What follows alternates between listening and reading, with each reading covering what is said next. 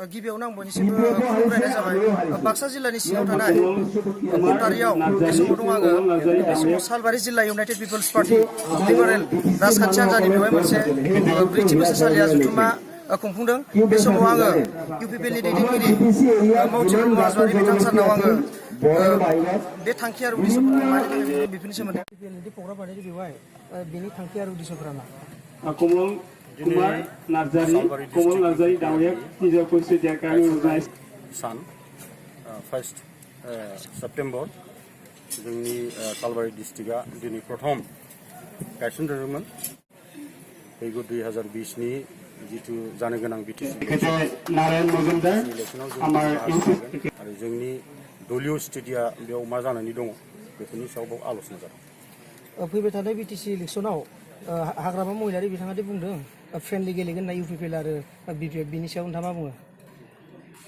नंगौ बिथांमोनहा जोंनो मोनसे प्रस्ताब हरदों जे फैगौ 2020 आव जयै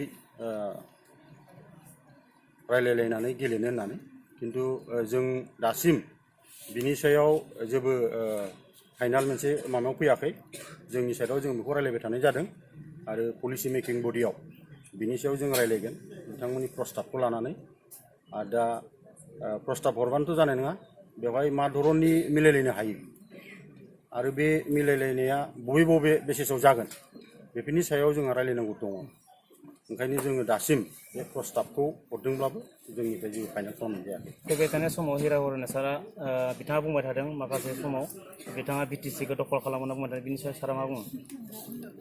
नंगौ आं खोनानो मोन्दों बिथाङा बुंबाय थादों पेपारि कागजबो बुंदों बिटिएडि आर्मि बा बिटिएडि सेना दानायनिबो बाथ्रा बुंदों किन्तु एमपि इलेक्सन आरो एमपि इलेक्सननि जिथु माबामोन सिटुवेसनमोन बे सिटुवेसना एसे बेलेगमोन आरो बिनि थाखाय बेलेगखै सिन्था खालामो रायजोफ्रा दा बिटिएडि दखल खालामनांगौआ नब कुमार सरेननि थाखायथ' गोरलै बाथ्रा नङा दा जिखि जाया मानो बिथाङा बेखौ राजनितिक भाबै बुंदों बे बिथांनि बाथ्रासै किन्तु एथ' गोरलै बाथ्रा नङा बिटिएडि दखल खालामनाय। फैबाय थानाय बिसायख'थियाव इउपिपिएल हिसाबै देरहानो हागोन नामा? निश्चय आंथ' बुंगोन फैगौ 2020 आव जोंनि इउपिपिएलआनो सरकारखौ दागोन खारन 15-16 बोसोर जाबाय दानि जिथु सरकार हाग्रामा दैदेननाय जिथु सरकार आरो बेवहाय गोबां रायजो राजाफ्रा गोखै गोखा गोदै गासिबो मोनजाजोब्बाय दा मोनसे बिटिएडिआव सोलायनाय नांगौ बे बुस्थुखौ बयबो बुंदों दा ओंखायनो निश्चय आरो सोलायनायखौ रायजोफ्रा लाबोगोन आरो बे ओनसोलावहाय एकमात्र जोंनि इउपिपिएल दलाल' कारापसननि एगेन्स्टै बेवहाय जिथु दुर्निति जादों बिनि एगेन्स्टै जों खामानि मावगासिनो जादों आरो बेवहाय बिभिन्न जाथि जनगोष्ठीनि जिथु समस्याफोर दं बे समस्यानि सायाव जों बुंबाय थादों आरो बेजों लोगोसे बिभिन्न जाथि जनगोष्ठीनि जिथु सम अधिकार सम बिकासनि बाथ्रा बेखौबो जों बुंबाय थादों गतिके गोबां रायजो राजाफ्रानो जोंखौ बुंदों जे एबार निश्चय इउपिपिएलखौनो सरकाराव लाबोनांगौ आरो बिथांमोना बे ओनसोलनि खामानिखौ मावनांगौ होननानै बयबो रायजो राजाफ्रा बुंसोलायदों ओंखायनो आङो आसा खालामदों जे फैगौ 2020 आव सरकार जागोन आरो जोंनि इउपिपिएलखौ नागारनानै रावबो सरकार जानो हाया। बेसेबांसो मासि मोननानै देरहानो हागोन बायदि बेनि सायाव नोंथाङा मा बुंगोन? गैयाबाबो जोङो टारगेट खालामदों 30तासो समष्टि जों जाहाथे मोननो हायो आरो बिनि थाखाय जोङो हारसिं गेलेयोबा प्लेनिंबो खालामगासिनो दङ मामा खारनाव जुदि जों हारसिं गेलेयाबाबो আমাৰ মিটিং মাতা হৈছে সেই হিচাপত আমাৰ যিমান ডিষ্ট্ৰিক্টৰ কৰ্মীকৰ্তাসকল আছে বিলাক আছে মই এছটি চেলৰ প্ৰেচিডেণ্ট হয় নাৰায়ণ মজুমদাৰ আমাৰ কৰ্মীবিলাক আমাৰ ওমেন চেল অলপ নিৰাশ ওবিচি চেল মাইনৰিটি চেল তেওঁলোকে গোটেই আমি লগ খাইছোঁ জোৰদাৰভাৱে যিকোনো পৰ্যায়ত আমি জোৰদাৰভাৱে এইবাৰ অৱতীৰ্ণ হ'ম।